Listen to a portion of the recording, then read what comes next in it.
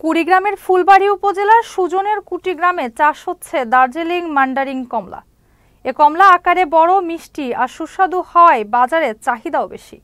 এ জাতের কমলা চাষ করে সফলতা পেয়েছেন চাষি আবু বক্কর সিদ্দিক। এবছর বাগানে ফল ভালো হওয়ায় বেশি লাভের আশা দেখছেন তিনি।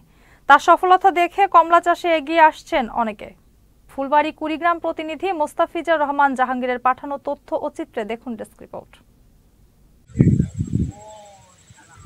২০২০ সালে নিজ উদ্যোগে ২৮% জমিতে যশোরের মহেশপুর থেকে কমলার চারা এনে চাষ শুরু করেন আবু বক্কর সিদ্দিক। বর্তমানে তার বাগানে ১৩৫টি গাছ রয়েছে। এ কমলা আকারে বড়, মিষ্টি আর সুস্বাদু। গত বছর কমলা বিক্রি করে আয় করেছেন ১ লাখেরও বেশি টাকা। এবছর বাগানে ফল বেশি হওয়ায় আরও বেশি লাভের আশা দেখছেন তিনি। গতবার ১ লাখ টাকা লাভ করছি। চারা কিন্তু ২ জাতের আছে, একটা হলো দার্জিলিং, একটা হলো চায়না। পাশাপাশি চারাও তৈরি করছি। এবারও ধরছে মোটামুটি খুব ১,২ টাকা লাভ হবে। আর কারো যদি চারার প্রয়োজন থাকে তাহলে তারা আমার কাছ থেকে নিয়ে যাবে। দেশের মাটিতে কমলা চাষ হচ্ছে এই খবরে প্রতিদিনই দর্শনার্থীরা আসেন বাগানে। কমলার স্বাদ ও আকারও ভালো বলেও জানান তারা। দর্শনার্থীদের কেউ কেউ কমলা চাষের আগ্রহ প্রকাশ করেছেন। কমলাটা দেখে আমার খুবই ভালো লাগছে এবং কাছ থেকে কমলা দেখতে পাচ্ছি, স্পর্শ করতে পারছি, এটা অন্য ধরনের একটা অনুভূতি। অনেক দূর দূরান্ত থেকে লোকজন দেখতে এসে, আর আজকে তো আমি নিজে আসি, খাইয়া দেখছি, খুবই ভালো লাগতেছে। এই জায়গায় অনেক দূর দূর থেকে লোক আসে দেখতে। আমি আসলাম, কমলা খেলাম, অনেক সুস্বাদু। দেশীয় মাটিতে যে এত ভালো কমলা চাষ হবে তা কল্পনার বাহিরে। তো কমলার ফলন এখানে পর্যাপ্ত ভালো ছিল।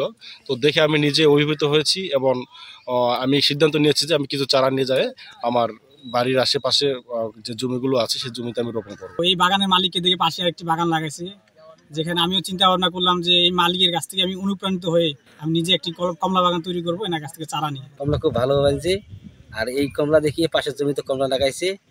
আর এই গতবার বেড়েছে ১ লাখ টাকা, এবার মনে করো ২ লাখ টাকা বেশি হবে। কমলা চাষে সফলতার জন্য কৃষকদের নানা পরামর্শ দিয়ে যাচ্ছে কৃষি অফিস। এলাকায় কমলা সহ সকল ফসল উৎপাদন বৃদ্ধি করার লক্ষ্যে কৃষি অফিস কৃষকের পাশে রয়েছেন বলে জানান এই কর্মকর্তা।